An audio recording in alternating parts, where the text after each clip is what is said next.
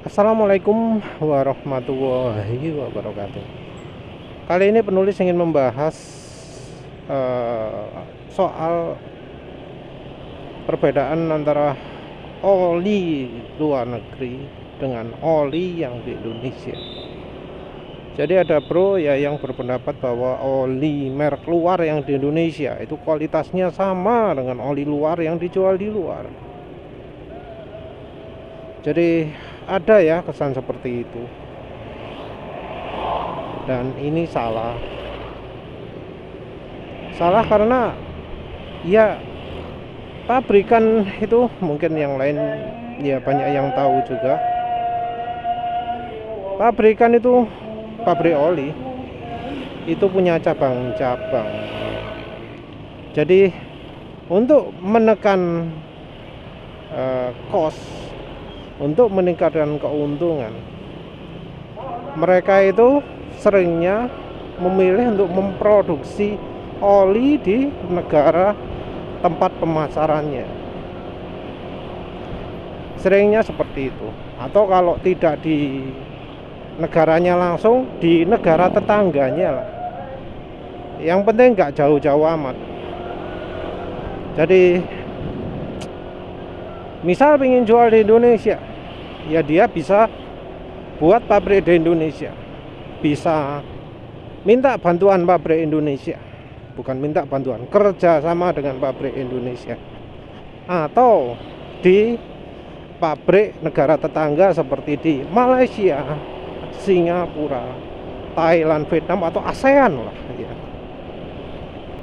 Kalau harus mengandalkan impor, itu harganya olinya bakal mahal sekali, dan dia pabriknya juga nggak bisa ambil untung banyak karena ada persaingan. Dan jadi kemudian terbentuklah yang namanya merek impor buatan lokal, dan ini cukup banyak ya. Merek-merek yang masih impor memang ada, seperti merek misalnya yang jarang-jarang ya, Kendal, Redline, Ravenol, yang ya masih sumbernya dari negara aslinya. Tapi kayak merek-merek populer, contohnya Castrol, itu malah punya pengolahan bahan olinya di Indonesia. Jadi Castrol itu kan BP ya, BP itu punya pengolahan bahan oli, pengolahan dari oli bekas untuk jadi bahan oli grup 2 yang kemudian nanti dijual Castrol sebagai oli sintetik. Ya walau nggak sintetik beneran, tapi ya kejadiannya seperti itu. Yang nomor 2 ada Ajib, ENI ya, ENI. Itu juga punya pabrik pengolahan pengolahan oli bekas ya. Jadi sudah bisa buat oli bekas sendiri. Ya tentu nggak berarti semua produknya itu dari bahan itu, karena pasti ya produknya kan beda-beda. Tapi tentu ya dipakai sendiri. Dan tentu banyak pabrikan lain yang memanfaatkan bahan oli ini, karena memang yang bisa buat bahan oli di Indonesia berapa banyak, kan sedikit.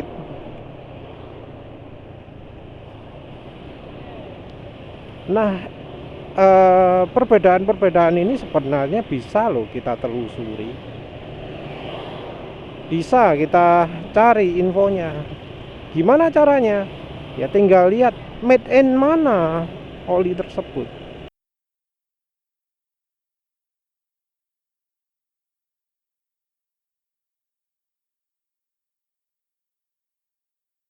Kata made in itu artinya olinya dibuat. Kalau olinya dibuat, nggak mungkin bahannya bahan impor, karena bakal mahal. Pasti akan mencari sumber daya lokal.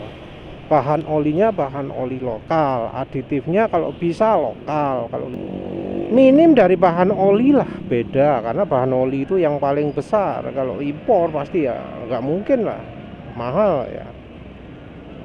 Nah, perbedaan ini membuat perbedaan kualitas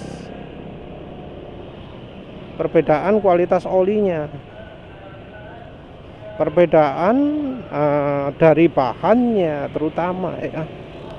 Entah mungkin aditifnya juga atau apa, nggak tahu, tapi terutama dari bahan lah.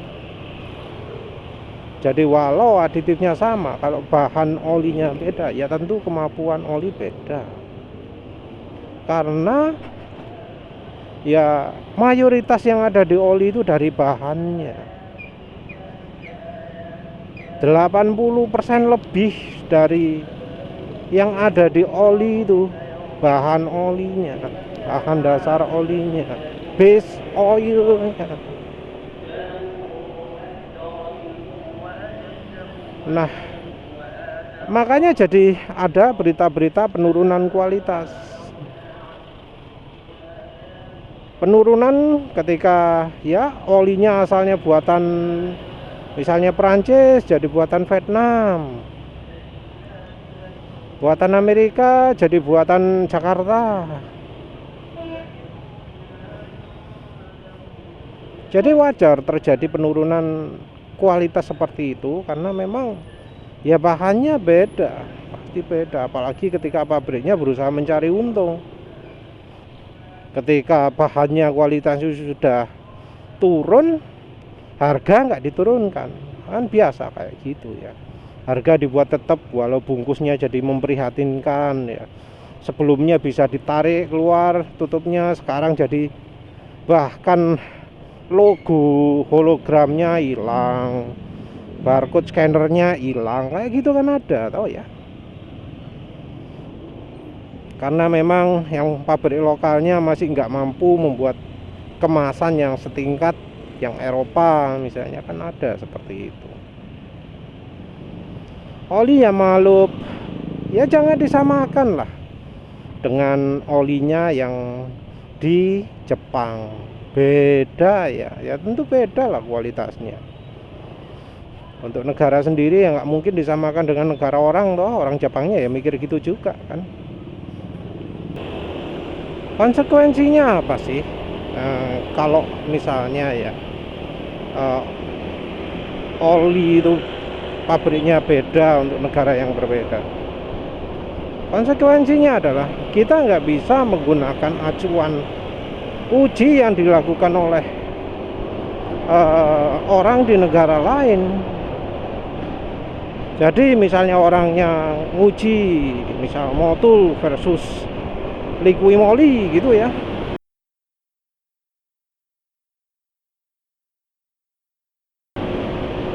kita jangan makan mentah-mentah. Kalau liquid moly kalau motul yang kita pakai itu beda made in-nya. Kalau channel yang terkenal di grup oli seperti Piotr Tester atau Project Farm ya, itu biasanya nggak ngereken soal sumber olinya dari mana, made in mana, biasanya nggak ngereken. Tapi kalau misalnya di Bitok Bob is the oil guy, itu sangat memperhatikan sumber beli olinya di mana.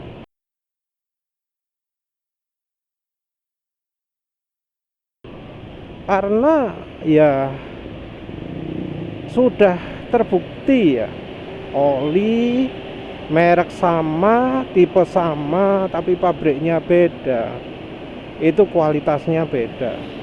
Dan entah penulis lupa di mana pernah lihat uji labnya ya, sifatnya beda lah, bahkan kandungan aditifnya pun beda. Jadi dalam kondisi baru pun sudah beda.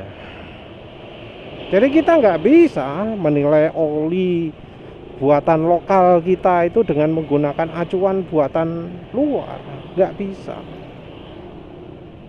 Kecuali kalau merek-merek yang emang nggak punya produk di Indonesia. Ya, jadi kita ya harus hati-hati juga dalam menyikapi sebuah uji oli. Jangan sampai dipikir wah ini pasti sama, enggak ya. Ya wes lah gitu aja.